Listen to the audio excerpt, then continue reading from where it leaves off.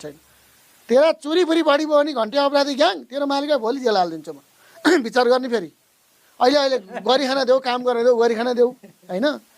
बिचरा जेलबाट निस्केका मान्छेलाई धेरै विवाहमा पनि नपाएर रवि लामिछानेले अहिले भरे त्यहाँ धरौटी तिरेर निस्किँदाखेरि उनले कुन नागरिकता पेस गर्छन्? त्यही कायम नभएको पुरानो नागरिकता कि मुद्दा पछि पाएको नयाँ नागरिकता पेस गर्छन्। अनि युवराज सफलले बनाइदिएको नागरिकता खल्तीमा हालेर तिनका भगवान् तिनका बाउ हिँड्ने अनि युवराज सफल तिनका चाहिँ भरौटेहरूले गाली गर्न मिल्छ? धन्यवाद दिए न युवराज सफललाई।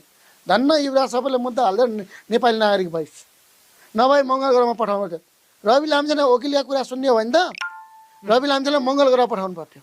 अझै चोरीफुरी नगर घन्टे ग्याङ, चोरीफुरी नगर, तेरो बाउलाई भोलि लगेर जेल खादिनु सक्ने दम भएकोमा खोपडी भए मान्छे युवराज सफल।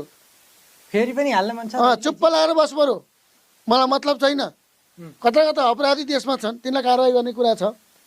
अनि एउटा सहकारी ठाउँको आरोप लागेको बिचरा भएर चाहिँ जेलबाट निस्केका मान्छेलाई खेद्न मलाई मन छैन। तेरा चोरीफुरी बढी भयो भने घन्टे अपराधी ग्याङ तेरो मालिक भोलि जेल हालिदिन्छु म।